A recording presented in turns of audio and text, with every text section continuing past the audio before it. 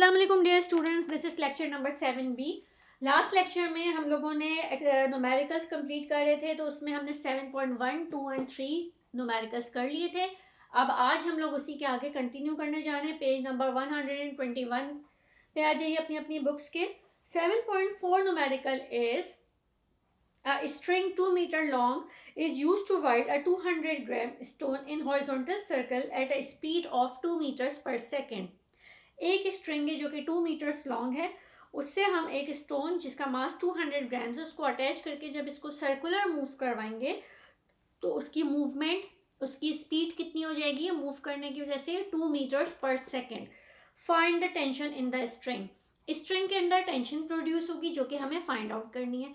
हमें पता है जब भी कोई ऑब्जेक्ट सर्कुलर मूव करता है तो उसके अंदर कौन सी वाली फोर्स प्रोड्यूस होती है, सेंट्रीपिटल फोर्स प्रोड्यूस हो रही होती है, ठीक है, जो कि होती है towards the centre of the circle. तो टेंशन इन अ स्ट्रिंग जो है हमारे पास क्या होगी, वही फोर्स होगी।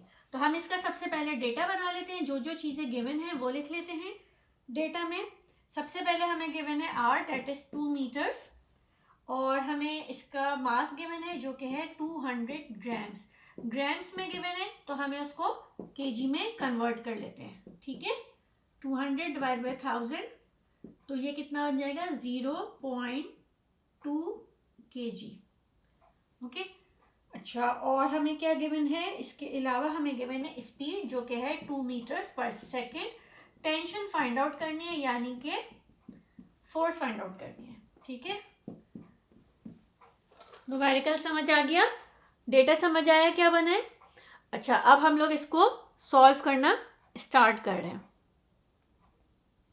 ओके, ये 2.2 kg लिखा हुआ है। अच्छा, अब हमारे पास कौन सा वाला फॉर्मूला यूज करेंगे, सिंस किसके इक्वल होता है, एफ सेंट्रीपिटल फोर्स किसके इक्वल होती है, mv² अपॉन आर के इक्वल होती है। यहाँ पे टेंशन अगर हम फाइंड आउट कर रहे हैं तो टेंशन स्ट्रिंग के अंदर प्रोड्यूस हो रही होगी, वो फोर्स के ही इक्वल होगी। तो हम इसको लिख सकते हैं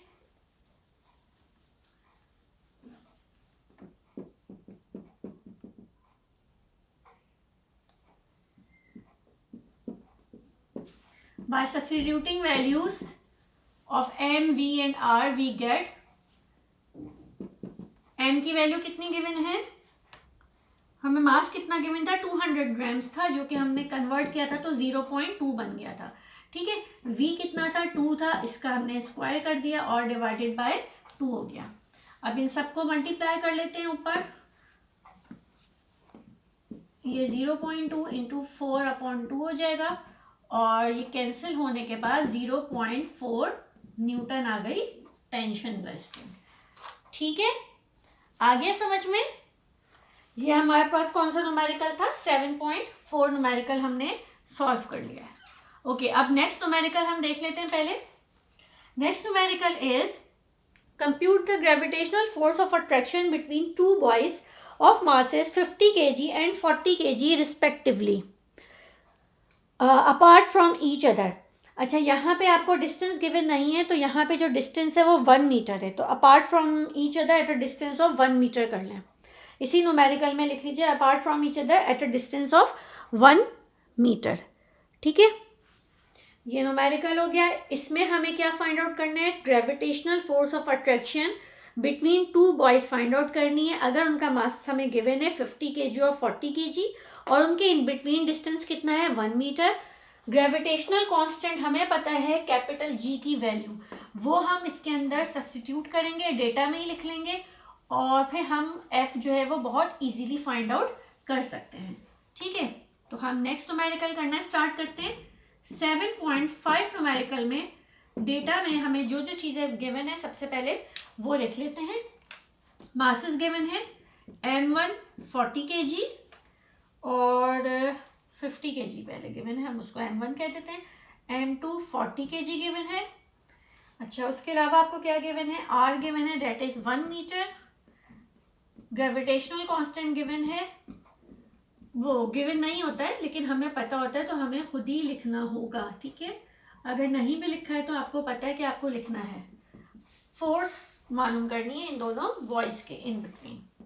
solution, according to law of universal gravitation F किसके इक्वल होता है, G m1 m2 upon r square. इधर ऊपर लिख लिया करें आप लोग कि according to law of universal gravitation F किसके इक्वल है, G m1 m2 upon r square. हमें एफ फाइंड आउट करना है, इन सब की वैल्यूज हम डायरेक्ट सब्स्टिट्यूट करेंगे डेटा में से देख के और फिर आंसर निकल आएगा। ठीक है, बहुत इजी सा न्यूमेरिकल है। जो भी ऐसे न्यूमेरिकल्स होते हैं जिसके अंदर डेटा में ही जो वैल्यूज हो और वो डायरेक्ट सब्स्टिट्यूट होकर आंसर निकल आए, बहुत ज़्यादा इजी हो जाते हैं। सही है, यहाँ पे लिख लीजिएगा by substituting values we get करके। m1 की वैल्यू थी 40, इसकी थी 50 और इसकी है 1 का स्क्वायर। चले अब आप लोग भी कैलकुलेटर यूज़ करें, निकालें हम तो अपने कैलकुलेटर्स, और मैं भी कैलकुलेट कर रही हूँ और फिर आंसर निकालते हैं। ठीक है, 6.67 इंटू 10⁻⁻11 को 40 से मल्टीप्लाई करते हैं और फिर 50 से मल्टीप्लाई करते हैं, तो हमारे पास आंसर बनेगा 1.334 इंटू 10⁻⁻7 और डिवाइड में 1 है, 1 का स्क्वायर भी 1 ही होता है, तो हमें वो लिखने की ज़रूरत नहीं है, डायरेक्ट हमारे पास आंसर आ गया। ये फोर्स है तो उसका यूनिट क्या आ जाएगा, न्यूटन आ जाएगा। ठीक है क्लास, आया समझ में? इसमें किसी को कोई मसला? ये हमारे पास न्यूमेरिकल नंबर था 7.5 जो कि अभी आप लोगों ने सॉल्व किया है। ठीक है, अच्छा अब नेक्स्ट न्यूमेरिकल है 7.6। आज का ये लास्ट न्यूमेरिकल है आज के लेक्चर का जो कि हम करेंगे अभी। 7.6 न्यूमेरिकल में इन्होंने पूछा है compute the force of gravitation between the small and large spheres of Cavendish balance if m is equals to 1 grams and capital M is equals to 300 grams and r is equals to 5 centimeters। इस वाले numerical के अंदर भी small and large spheres के आपको masses given है, distance given है इन दोनों के इन बिटवीन, और आपको force of gravitation find out करनी है। अब आप इस न्यूमेरिकल को अगर देखें और प्रीवियस वाले न्यूमेरिकल से कंपेयर करें तो इसमें देखें दोनों मासेस ग्राम्स में गिवन है, इनके इन बिटवीन डिस्टेंस भी सेंटीमीटर्स में गिवन है, तो हमें इसको कन्वर्ट करने की ज़रूरत नहीं है। मैं अगर आप लोग को याद हो, मैंने जब ग्रेविटेशनल कांस्टेंट आप लोग को समझाया था तो उसके अंदर आप लोग आ जाइए पेज 114 के ऊपर। जी की value 6.67 into 10⁻⁻11 newton meter square पर केजी स्क्वायर थी, और इसके अलावा मैंने बताया था 6.67 इंटू 10⁻⁻8 डाइन cm स्क्वायर पर ग्राम स्क्वायर भी होती है, जो कि मैंने करेक्ट करवाई थी आपके पेज 114 के ऊपर 4th लाइन में लिखा हुआ है। ठीक है, डाइन cm स्क्वायर पर ग्राम स्क्वायर करवाई थी, और मैंने बोला था CJ सिस्टम अगर हो रहा है जिसमें सब चीज़ें ग्राम्स में और सेंटीमीटर्स में और फोर्स अगर डाइन में होती है तो हम लोग ये ग्रेविटेशनल कांस्टेंट यूज़ करते हैं। ठीक है, तो हम क्या करेंगे, हम इसको कन्वर्ट नहीं करते बल्कि हम G की वैल्यू भी यही वाली ले लेते हैं, तो हमारे पास जो भी फोर्स निकल के आएगी उसका यूनिट न्यूटन की जगह क्या होगा, डाइन होगा। ठीक है, अब न्यूमेरिकल स्टार्ट करते हैं हम लोग अपना, और जो आपके पास बुक के अंदर आंसर गिवन है डाइन की वैल्यू हमें फाइंड आउट कर, वो फोर्स की वैल्यू हमें फाइंड आउट करनी है जिसका यूनिट सिंपल डाइन आना चाहिए, और इसके आगे भी इन्होंने देखें लिखा हुआ है डाइन cm स्क्वायर पर ग्राम स्क्वायर, तो cm स्क्वायर पर ग्राम स्क्वायर अपने आंसर में से कट कर दीजिए। ठीक है, आपका आंसर सिर्फ और सिर्फ डाइन में आएगा। अच्छा 7.6 में हमें क्या क्या चीज़ें गिवन है, डेटा बना लेते हैं सबसे पहले।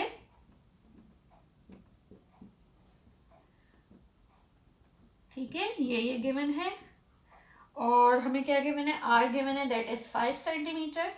जी की वैल्यू मैं कौन सी ले रही हूँ, 6.67 इंटू 10⁻⁻8 डाइन cm स्क्वायर पर ग्राम स्क्वायर, और मुझे फोर्स फाइंड आउट करनी है।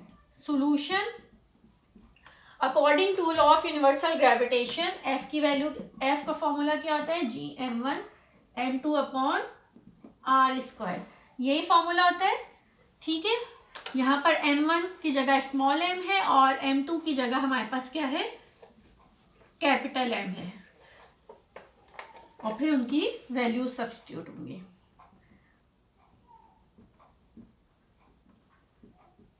बाय सब्स्टिट्यूटिंग वैल्यूज करके लिख लेंगे इसकी जगह हमारे पास क्या है वैल्यू जी की, -8 है 10 की पावर, इसकी है 1, इसकी है 300 और डिनोमिनेटर में है 5 का स्क्वायर। तो पहले हम न्यूमरेटर को कैलकुलेट कर लें। 6.67 इंटू 10⁻⁻8 मल्टीप्लाई बाय 1 और मल्टीप्लाई बाय 300, तो हमारे पास क्या आ जाएगा 2.001। 10 पावर कितनी आ रही है -5 और डिवाइडेड बाय 25 है। 5 का स्क्वायर क्या होता है 25, ठीक है। अब इसको कैलकुलेट करके देखते हैं आंसर क्या आता है। 8 इंटू 10⁻⁻7 न्यूटन नहीं आएगा, बल्कि न्यूटन की जगह क्या आएगा डाइन आएगा, ठीक है। तो ये हमने फोर्स फाइंड आउट कर लिया, ठीक है क्लास। ये 3 न्यूमेरिकल्स हैं जो कि चैप्टर नंबर 7 के थे और आज हमने कंप्लीट किए हैं। होपफुली आप लोगों को समझ आ गए होंगे। अब इनको आप अपने अपने रजिस्टर्स में लिख लीजिएगा ताकि नेक्स्ट क्लास में हम जो बाकी न्यूमेरिकल्स रह गए हैं उनको कंप्लीट कर लेंगे, तो ये चैप्टर आपका इंशाल्लाह कंप्लीट हो जाएगा। Okay class, thank you.